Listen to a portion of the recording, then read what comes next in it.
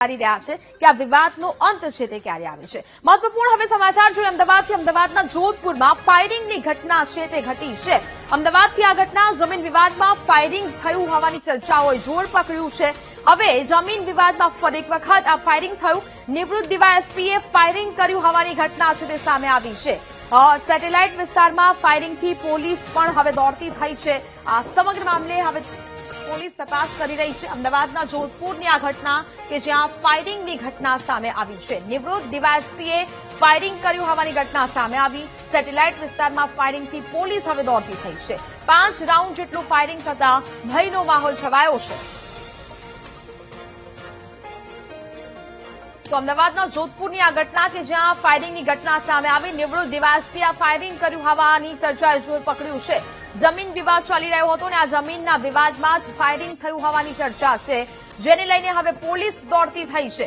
નિવૃત્ત ડીવાયએસપીએ આ ફાયરિંગ કર્યું। સેટેલાઇટ વિસ્તારમાં ફાયરિંગથી પોલીસ દોડતી થઈ છે। 5 રાઉન્ડ જેટલું ફાયરિંગ થતા ભયનો માહોલ છે તે જોવા મળ્યો અને હવે સેટેલાઇટ વિસ્તારમાં ફાયરિંગ થયું ને તેને લઈને હવે પોલીસ જાગી છે ને હવે જે તમામ મામલે હવે તપાસ છે તે કરવામાં આવી છે। સેટેલાઇટ વિસ્તારમાં ફાયરિંગથી પોલીસ દોડતી થઈ। જમીન વિવાદ ચાલી રહ્યો હતો અને આ વિવાદમાં ફાયરિંગ થયું હોવાની ચર્ચા છે। સંવાદદાતા દીપક ફોન લાઈન પર જોડાયા છે। દીપક, અમદાવાદના જોધપુરમાં ફાયરિંગની ઘટના ઘટી છે, શું વિગત?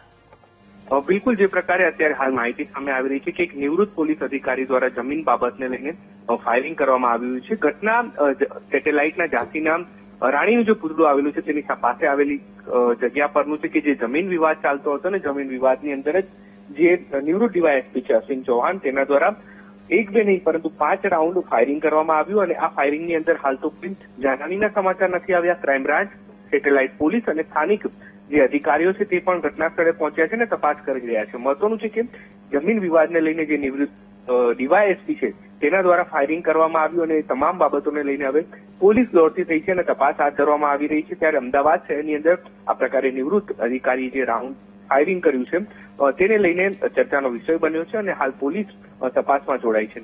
બિલકુલ દીપક, જાણકારી બદલ આપનો આભાર।